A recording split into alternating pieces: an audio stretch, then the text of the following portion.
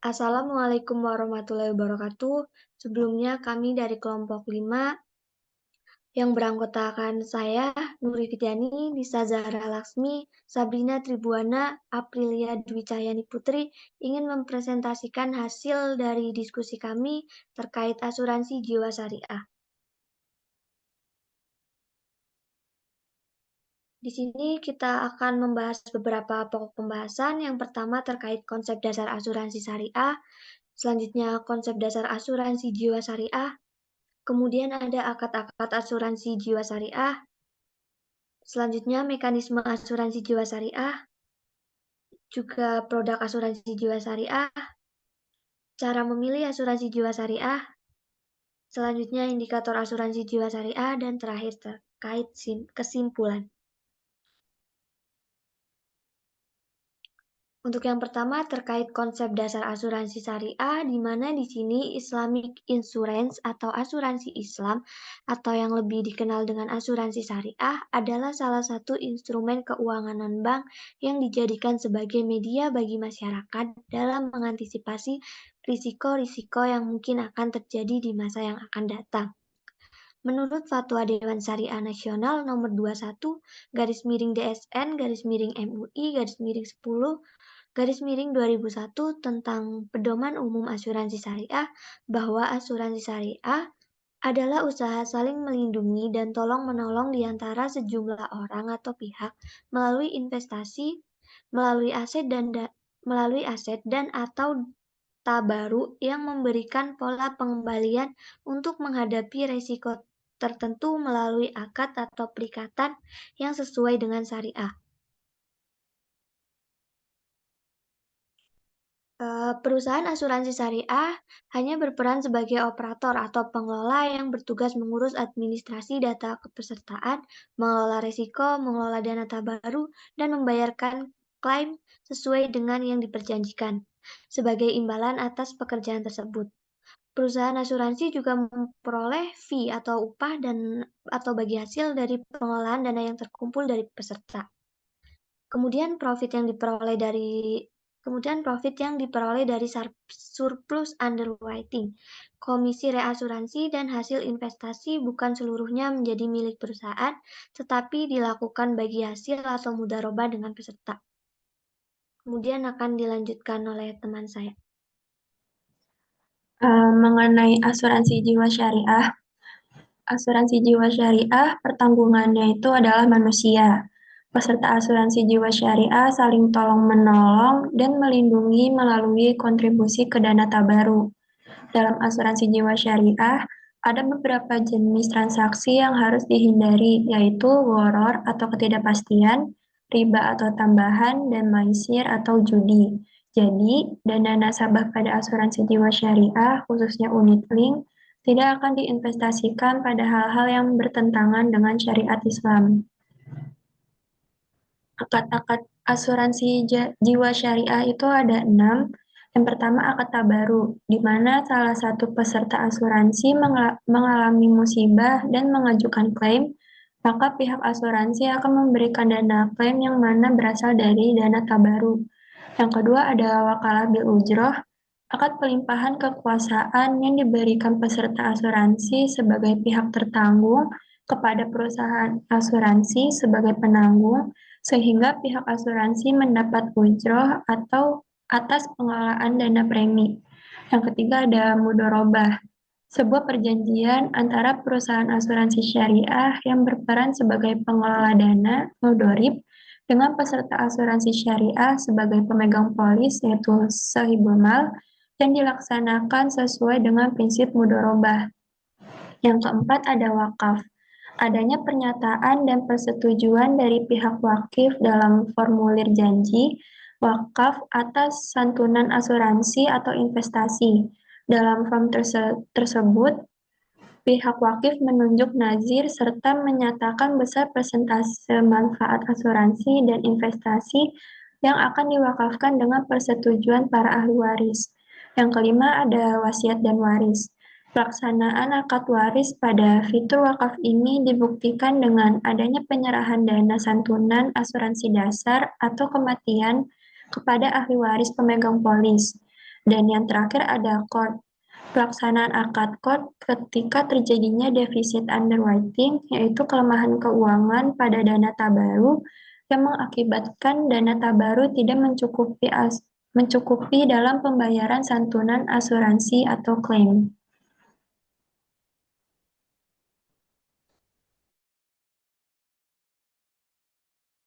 Selanjutnya terkait mekanisme asuransi jiwa syariah, di mana di sini mekanisme pengelolaan dana pada asuransi jiwa syariah terbagi dalam dua jenis, yaitu pengelolaan dana dengan unsur tabungan dan pengelolaan dana tanpa unsur tabungan.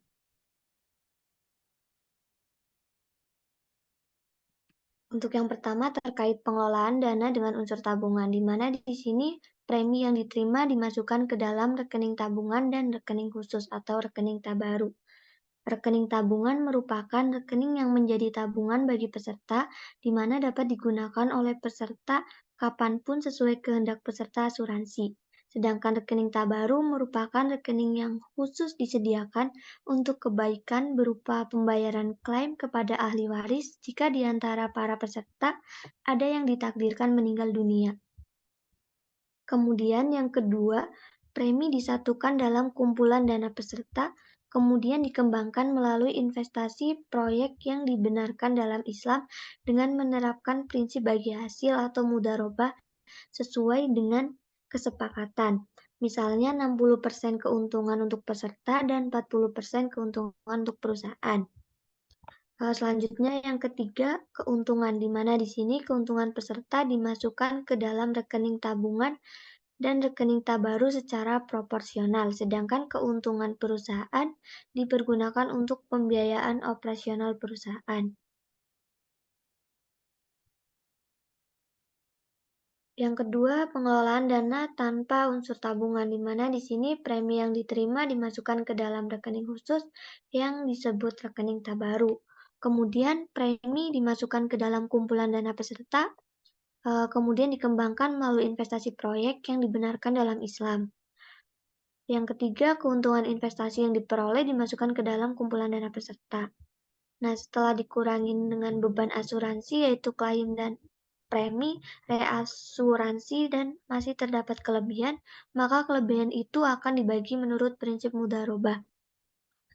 Yang terakhir, keuntungan peserta akan dikembalikan kepada peserta yang tidak mengalami musibah, sedangkan keuntungan perusahaan akan digunakan untuk pembiayaan operasional perusahaan.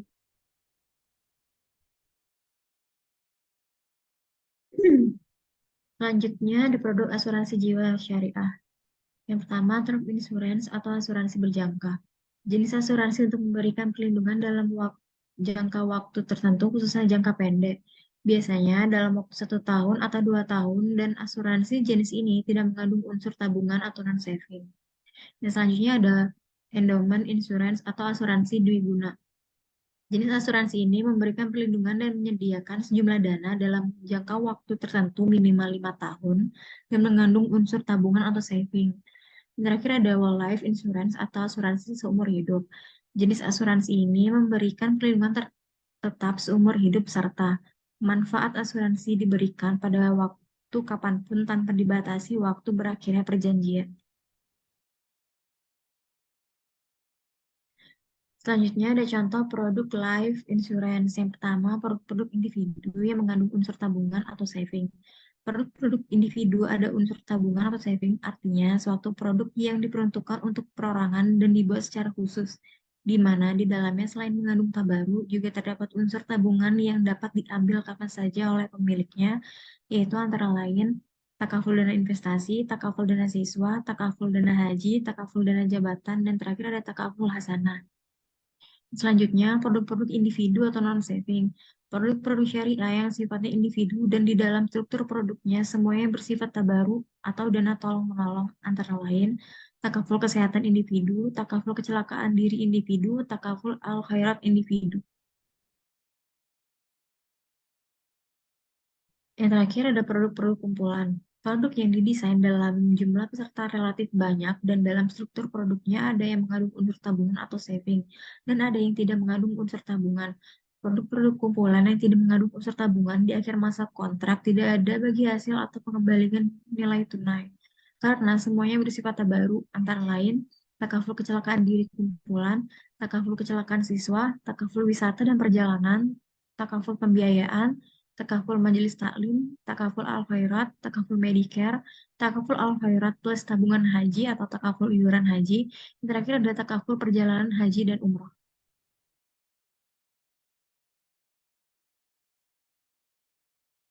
Lalu selanjutnya ada cara memilih asuransi jiwa syariah. Yang pertama, pahami kebutuhan. Memahami kebutuhan asuransi seperti asuransi kesehatan, jiwa, dan juga pendidikan. Dengan mengetahui kebutuhan asuransi, maka Anda akan memilih asuransi yang tepat. Lalu yang kedua, ada pelajari produk asuransi. Pelajari informasi terkait produk-produk asuransi syariah yang bisa dilihat dari situs resmi perusahaan asuransi syariah tersebut. Lalu yang ketiga adalah pilih produk asuransi syariah yang terdaftar. Pilih produk asuransi syariah yang sudah dipastikan secara resmi oleh OJK atau DPS. Selain itu juga bisa dilihat dari rekam jejak perusahaan apakah reviewnya bagus atau tidak. Lalu yang keempat, baca akad asuransi dengan cermat. Sebelum menandatangani perjanjian tersebut, pastikan Anda membaca secara teliti. Setelah mempelajari isi perjanjian tersebut, Anda bisa langsung menandatangani akad tersebut. Lalu yang kelima, pertimbangkan besaran premi asuransi. Premi asuransi juga perlu dipertimbangkan. Pilih produk asuransi yang menawarkan premi terjangkau sesuai dengan kemampuan. Lalu yang terakhir ada pahami sistem pengelolaan dana. Pastikan asuransi yang akan dipilih memahami sistem pengelolaan dananya yang harus berdasarkan Al-Quran dan juga hadis. Selain itu juga harus menggunakan selanjutnya juga harus menggunakan sistem dan prinsip Al-Mudarabah. Lalu masuk ke indikator asuransi jiwa syariah, yang mana indikator merupakan alat ukur yang biasa dipakai untuk mengukur suatu perubahan yang terjadi dan akan berpengaruh terhadap suatu kegiatan atau keberhasilan. Indikator yang terdapat pada asuransi syariah bisa dilihat dari yang sudah terlampir di bawah, yaitu indikator asuransi syariah periode Januari sampai dengan Oktober 2015, yang mana jenis indikator yang pertama ada total aset, lalu total investasi, lalu kontribusi bruto, lalu klaim bruto, dan juga kewajiban.